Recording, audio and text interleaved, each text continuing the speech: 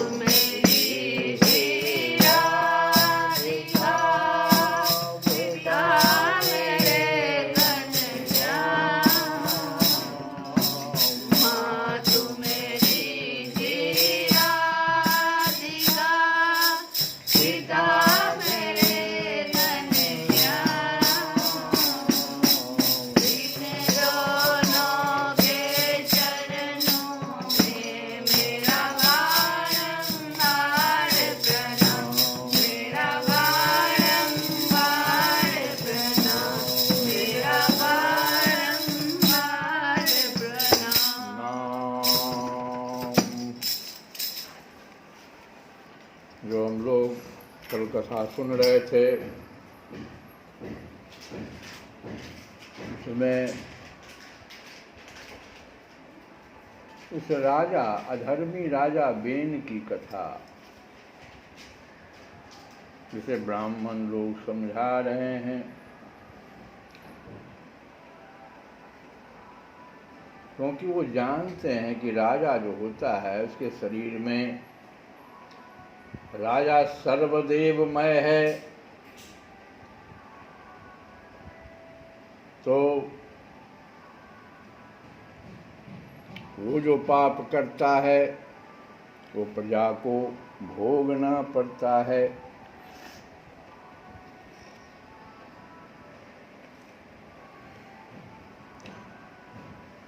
दूसरी बात कि यह जो बेन है अधार्मिक है, और आज नवरात्रि का प्रथम दिन है, तो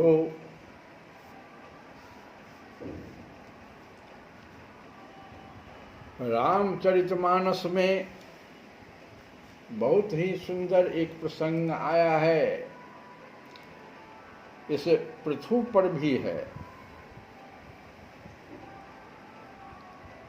वेन के ही पुत्र पृथु हुए, लेकिन उनको बहुत धार्मिक माना गया।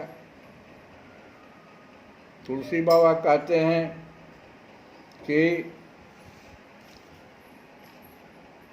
राजा पृथु 10,000 कान भगवान से यश सुनने के लिए मांगे थे। बताओ तो, बेन के ही पुत्र हैं पृथु, लेकिन उन्होंने 10,000 कान भगवान से वरदान मांगा कि मेरा कान 10,000 कानों के बराबर हो जाए, ताकि भगवान की कथा जहाँ कहीं भी हो उसको मैं सुन सकूं। इस कान से हमको संतोष नहीं हो रहा।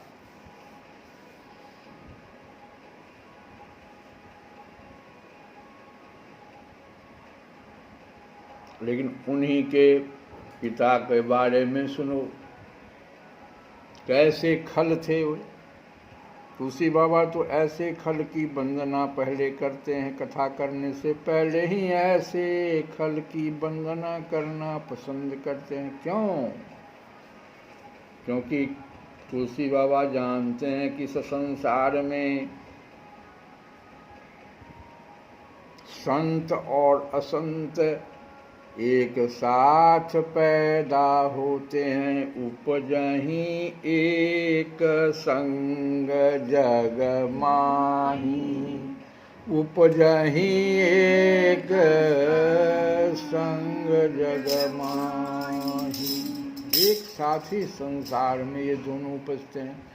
कैसे? तुलसी बाबा ने बहुत सुंदर उदाहरण दिया, कमल का और जोंक का।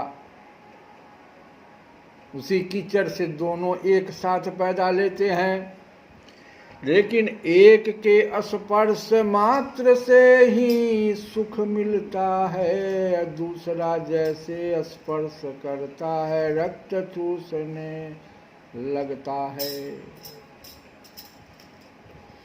संत के वाणी से, सत्संगति से मनुष्य भव सागर पार कर जाता है, और असंत के साथ होने से मोह, मद, क्रोध, लोभ जितने भी खट विकार हैं वो हृदय में उसके निवास करके उसको रोज संतप्त करता रहता है, मृत्यु के समान कष्ट में धकेल देता है। इसीलिए तुलसी बाबा कहे उपजहि एक संग जग माही। लेकिन दोनों एक साथ तो पैदा होते हैं, लेकिन गुण अलग अलग होते हैं। माता पिता तो एक ही हैं, गुण अलग अलग हो जाता है। तो खल और संत दोनों हैं संसार में। तुलसी बाबा कर रहे हैं तो कहते हैं हम तो चल रहे हैं आगे भगवान की कथा सुनाने, लेकिन ऐसे खल की पहले वंदना तो कर लें। कौन कौन खल? कहते हैं राजा अंग ने भी ये कहा, अपने पीछे कथा में सुना आपने, कि सुपुत्र और कुपुत्र दोनों के बारे में राजा ने कहा। सुपुत्र की मृत्यु हो जाने पर प्राण हर लेता है कि नहीं? कुपुत्र अगर साथ रह जाता है तो मृत्यु समान कष्ट देता है। ये राजा अंग वेणु के पिता ने ही इस बात को पूर्व कथा में कहा। बिछुड़त एक प्राण हरि ले,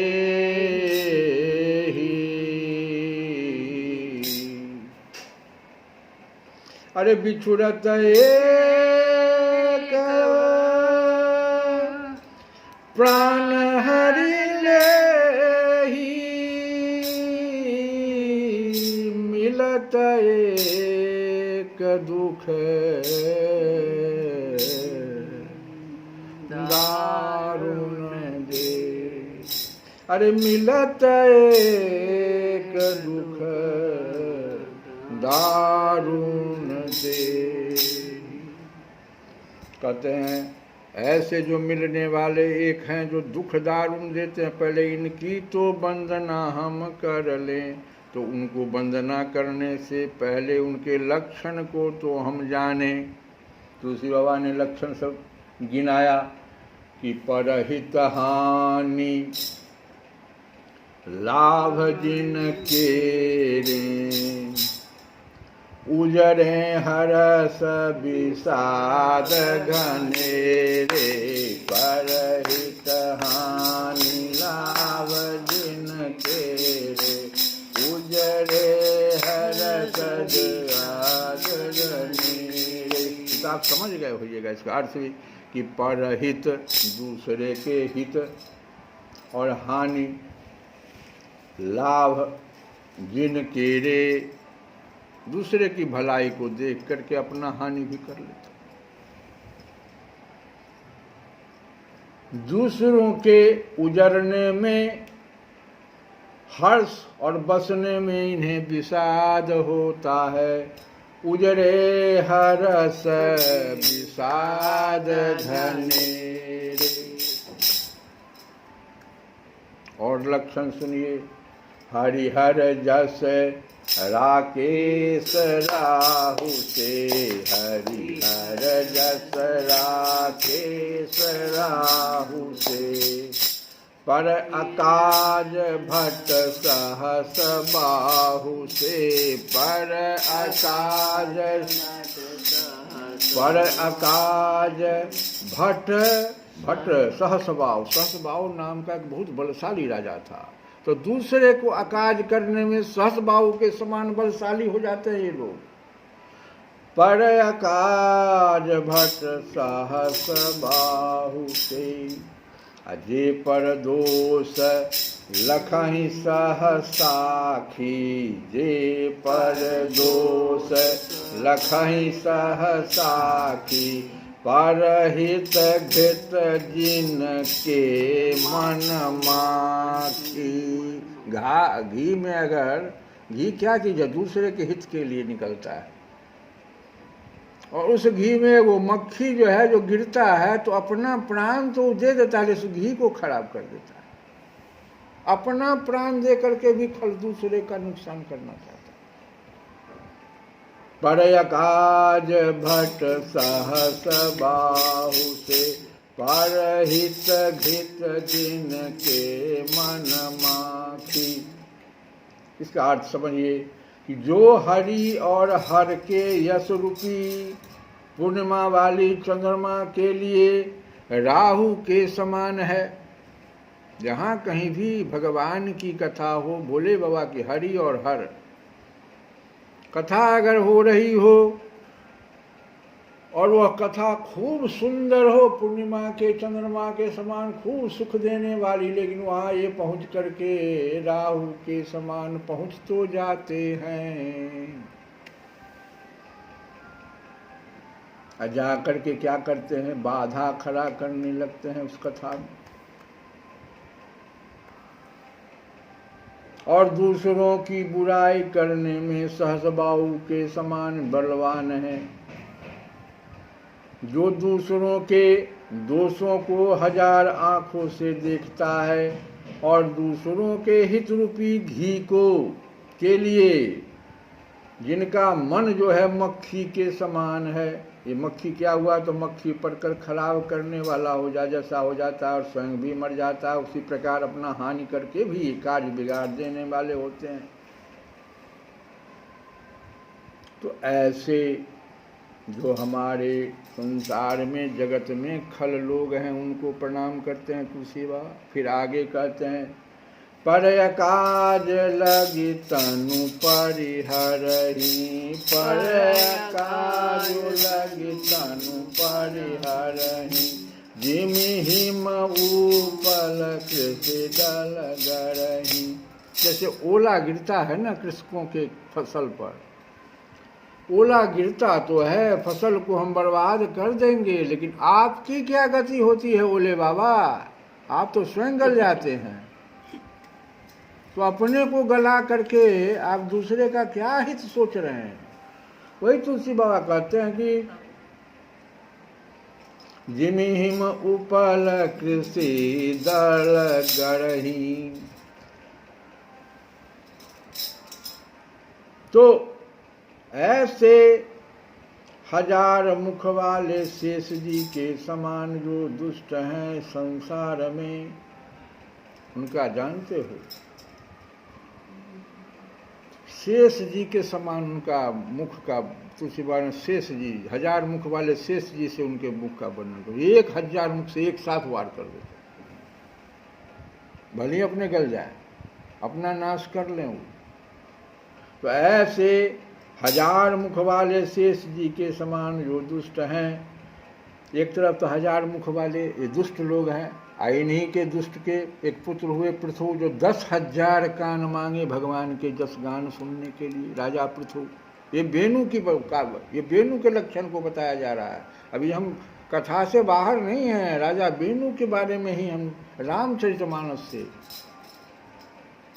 तुलसी बाबा ने वैसे लोगों को क्या कहा है संसार में। ऐसा नहीं है कि संसार में ये आवेंगे ये नहीं आवेंगे, कहते हैं एक साथ ये दोनों आते हैं, जोंक और कमल के समान, एक को तुम रोक नहीं सकते हो।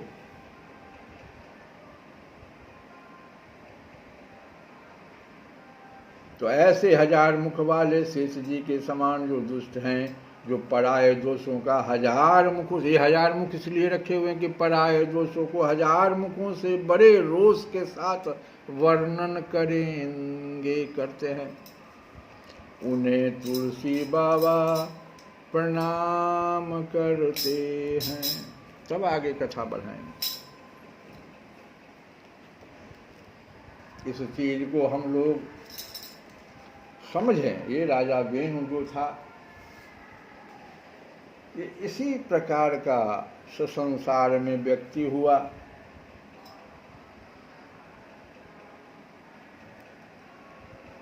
अब देखो, भस्म तो कर दिया उन्होंने, ब्राह्मणों ने, ब्राह्मण की बात वो माना नहीं। तो और ब्राह्मण सिर्फ हुंकार जोर से मारे, उसी से उस तमाम हो गया उसका। जब मुनिगण अपने अपने आश्रमों को चले गए, तब इधर बेन की शोकाकुला माता सुनीता मंत्र आदि के बल से तथा अन्य युक्तियों से अपने पुत्र के सबकी रक्षा करने लगी। एक दिन वे मुनिगण सरस्वती के पवित्र जल में स्नान कर अग्निहोत्र से निवृत्त हो नदी के तीर पर बैठे हुए हरिचर्चा कर रहे थे। उन दिनों लोकों में आतंक फैलाने वाले बहुत से उपद्रव होते देखकर वे आपस में कहने लगे। फिर उपद्रव शुरू हो गया। तो फिर आपस में कहने लगे कि आजकल पृथ्वी का कोई रक्षक नहीं है, इसलिए चोर डाकुओं के कारण उसका कुछ अमंगल तो नहीं होने वाला है। ऋषि लोग ऐसा विचार कर ही रहे थे कि उन्होंने सब दिशाओं में धावा करने वाले चोरों और डाकुओं के कारण उठी हुई बड़ी भारी धूल देखी। देखते ही वे समझ गए कि राजा बेन के मर जाने के कारण देश में अराजकता फैल गई है।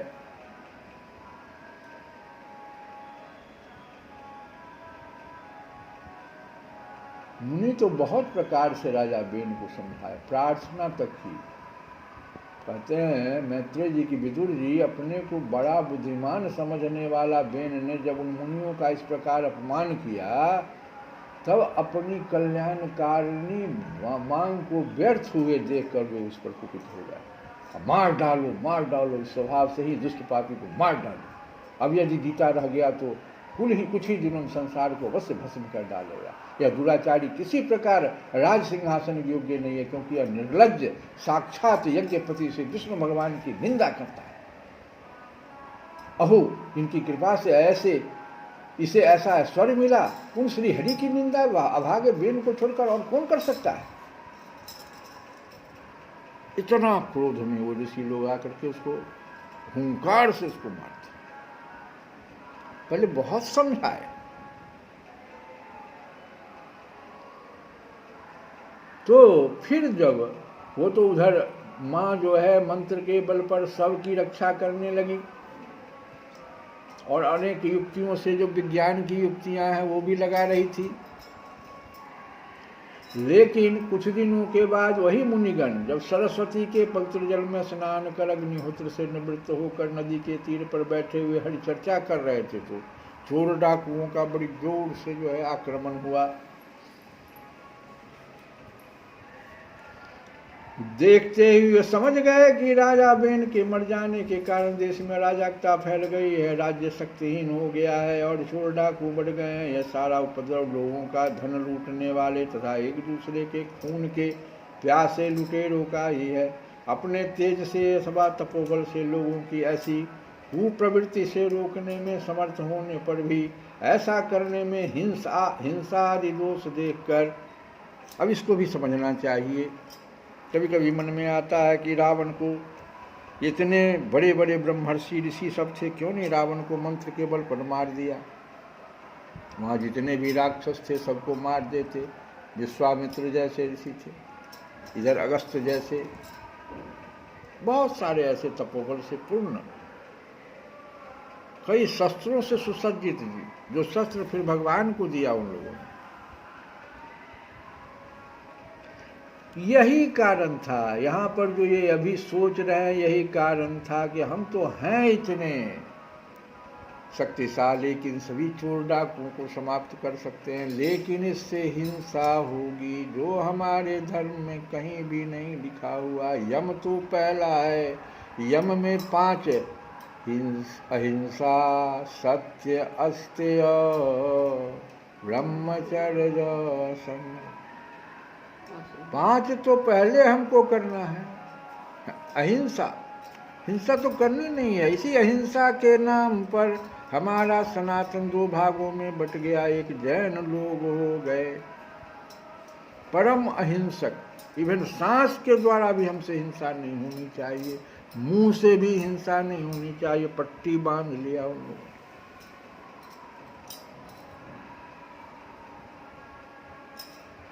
तो वही सोच रहे हैं कि ऐसा करने से हिंसा हो जाएगा।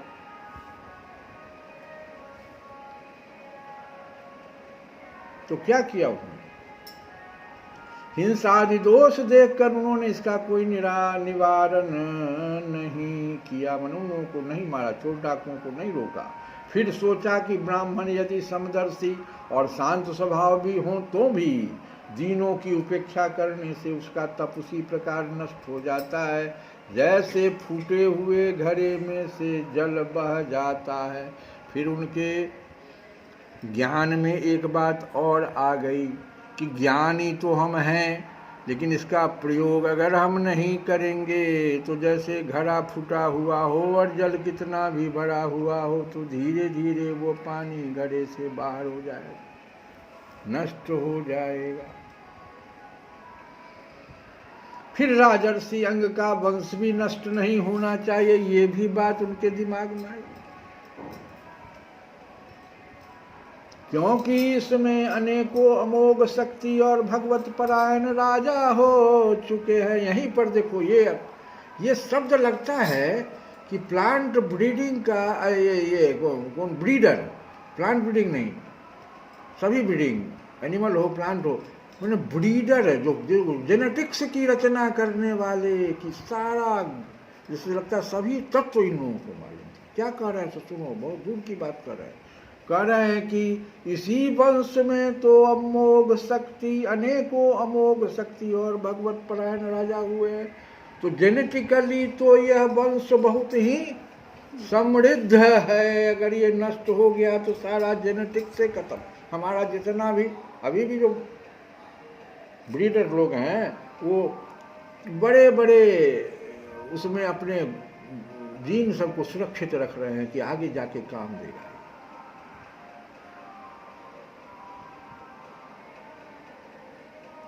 तो अनेकों अमोघ शक्ति और भगवत परायण राजा हो चुके हैं इसी वंश में, ऐसा निश्चय कर उन्होंने अब देखो क्या किया, क्या शक्ति था उस समय में, समझने की बात है। मृत राजा के जांघ को बड़े जोर से मथा,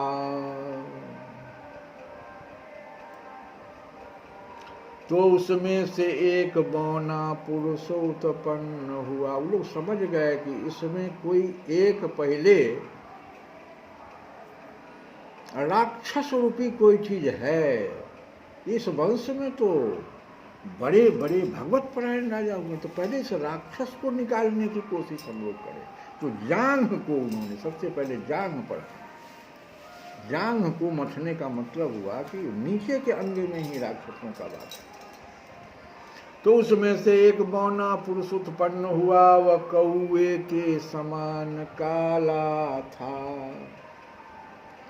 उसके सभी अंग और खासकर भुजाएं बहुत छोटी थी, जबड़े बहुत बड़े, जबड़ा बहुत बड़ा, टांगे छोटी, नाक चपटी, नेत्र लाल और केस तांबे के से रंग के थे। सारा लक्षण ये काल का है,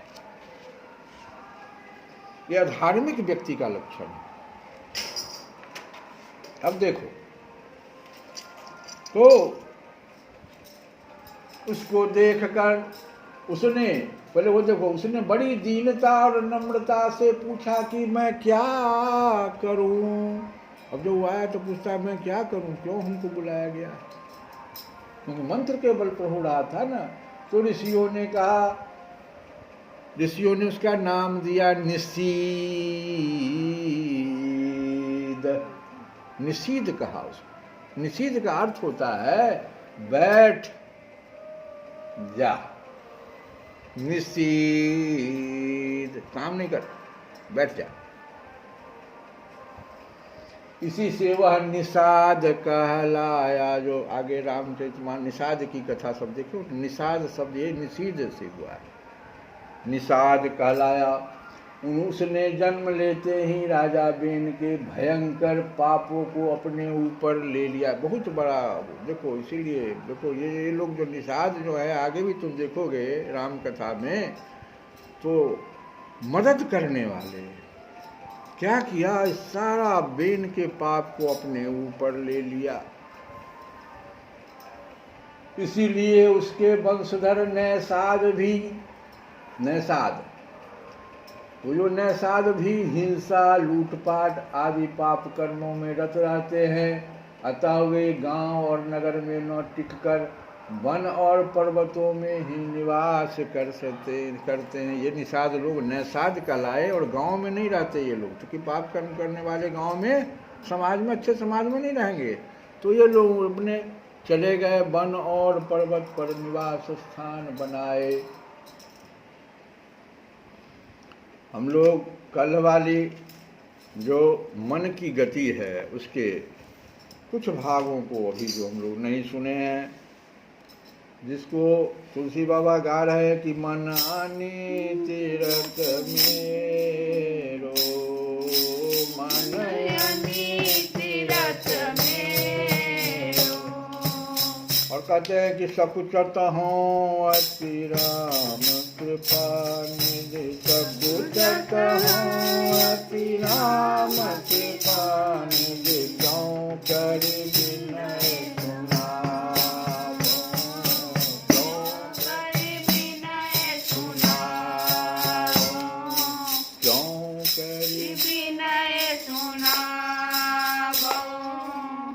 तो देखो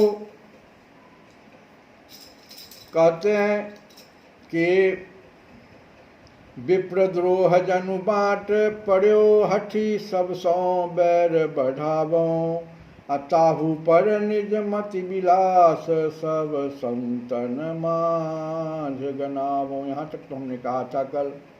आगे निगम शेष सारद निहोरी, निगम शेष सारद निहोरी, जो अपने दोष कामो, तो न सिराही कलश सत लगी, प्रभु कहा एक मुख गावो, कहा एक मुख गावो।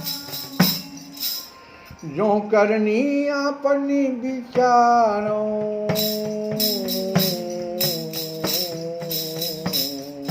जो करनी अपनी विचार, जो करनी अपनी विचार, जो करनी अपनी विचारों, तो की शरण हो की शरण हो आओ, मृदुल स्वभावशील रघुपति को, सो बल मन ही दिखावो, क्यों करि विनय सुनावो, क्यों करि विनय सुनावो, क्यों करि विनय सुनावो। तो कहते हैं ब्राह्मणों के साथ द्रोह करना तो मानो मेरे हिस्से में ही आ गया है। देखो ये बेन वाली बात कि ब्राह्मणों के साथ द्रोह करना तो मानो मेरे हिस्से में ही आ गया है, जबरदस्ती ही सबसे बैर बढ़ाता हूँ। इतना बुद्धि भ्रष्ट होने पर भी मैं सब संतों के बीच बैठकर अपनी बुद्धि के विलास को गिनाता रहता हूँ, मैं उत्तम ज्ञानी संत बन जाता हूँ। चारों वेद शेषनाग और शारदा आदि का निहोरा करके उनसे यदि मैं अपने दोषों का बखान कराऊं, तब भी हे प्रभु मेरे वे दोष 100 कल्प तक समाप्त न होंगे। सोचो कितना मैं दोषी हूँ। कहते हैं कि चारों वेद शेषनाग और शारदा आदि का निहोरा पहले तो करूँ मैं, और उनसे यदि मैं अपने दोषों का बखान कराऊं, इतना दोषी हम लोग हैं। सोचो इस मन के द्वारा इतना दोष पैदा हो जाता है। तब भी हे प्रभु मेरे वे दोष 100 कल्प तक समाप्त न हो गए। वो लोग अगर गावे इस दोष को वर्णन करें, बताओ हम लोग जो मरने के बाद जाते हैं और वहाँ जो यमराज के पास जाते हैं, गुण और दोष का बखान होता होगा। सोचो तो कहते हैं 100 कल्प तक भी ये दोष जो है ना समाप्त नहीं होंगे। ऐसा इतना दोषी मन कर लेता है हमारा। फिर भला मैं एक मुख से उनका कहाँ तक वर्णन करूं।